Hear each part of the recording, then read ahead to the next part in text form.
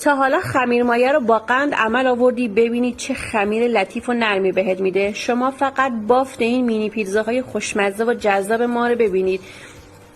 خمیرش همینقدر نرم و پفکیه، پنیرش هم اینجوری کش میاد. کافیه تا آخر کلیپ و همراه هم باشی. بهترین گزینه برای مدارس بچه‌ها هم درست کردی. توی یه ظرفی خمیر مایه، قند، شیر ولرم، آب ولرم، روغن یا کره، یک کوچولو نمک، سفیده تخم مرغ و آردو اضافه کن. خوب ورزش بده. خمیر چسبنده است، نگران نباش. مواد میانی کاملا سلیقه‌ای، هر چیزی میتونه باشه. سطح کار آرد پاشی کن. خمیری که به عمل اومده بذار روی سطح کار، خوب ورز بده تا خمیر لطیف بشه. چونه های مساوی بردار، توی دستت گرد کن، تو سینی فر بذار. حتما کاغذ روغنی بذاری. با کمک دست پهنش کن.